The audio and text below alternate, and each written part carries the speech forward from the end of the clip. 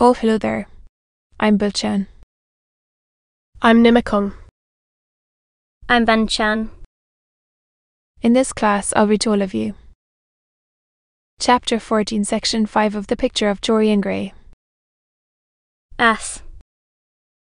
Ah. The picture of Dorian Gray. Oscar Wilde. Chapter 14, Section 5. On. It was murder. I killed him. You don't know what he had made me suffer. Whatever my life is, he had more to do with the making or the marring of it than poor. Harry has had. He may not have intended it. Murder. Good God. Dorian. Is that what you have come to? I shall not inform upon you. It is not my business.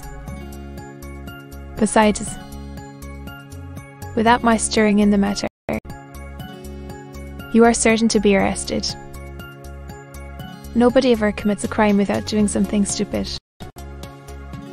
You must have something to do with it. Wait.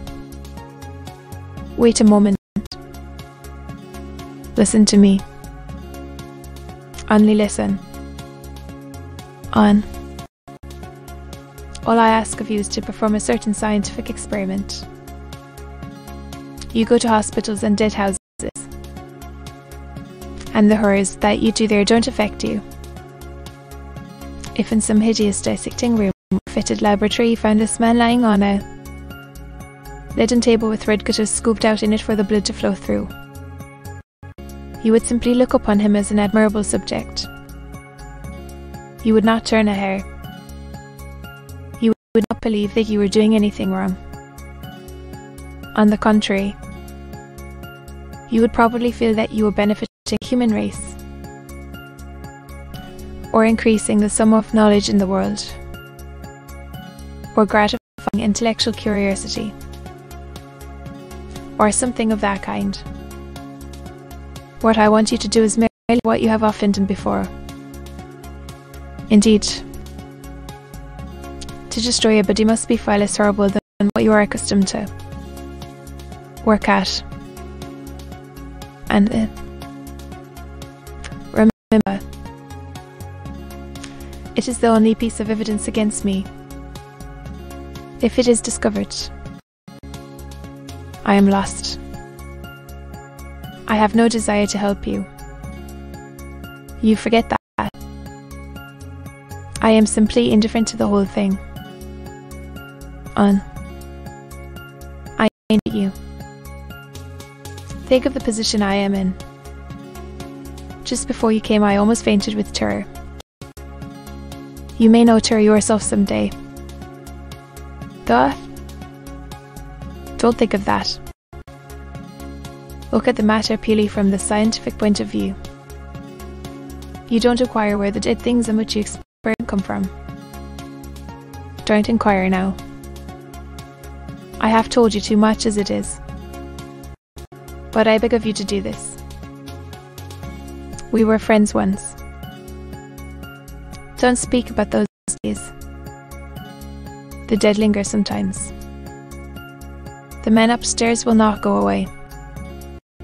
He is sitting at the table with bowed head and outstretched arms. And then, if you don't come to my assistance, I am ruined. Why? They will hang me. And then, don't you understand? There is no good in prolonging this scene. I absolutely refuse to do anything in the matter. I entreat you. The same look of pity came into Dorian Gray's eyes. Then he stretched out his hand, took a piece of paper, and wrote something on it. He read it over twice, folded it carefully, and pushed it across the table. Having done this, he got up and went over to the window. Kemble looked at him in surprise, and then took up the paper and opened it. As he read it, his face became ghastly pale and he fell back in his chair. A horrible sense of sickness came over him. He felt as if his heart was beating itself to death in some empty hollow.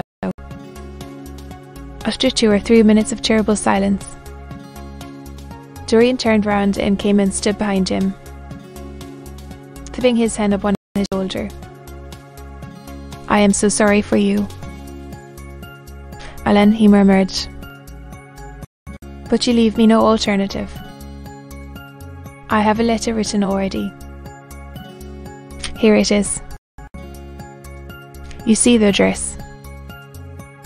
If you don't help me, I must send it. If you don't help me, I will send it. You know what the result will be. But you are going to help me. It is impossible for you to refuse now. I tried to spare you. You will do me the justice to admit that. You were stern, harsh, offensive. You treated me as no man has ever dared to treat me, no living man. At any rate, I bore it all." Kemble buried his face in his hands, and a shudder passed through him. Yes, it is my turn to dictate terms. On. You know what they are. The thing is simple.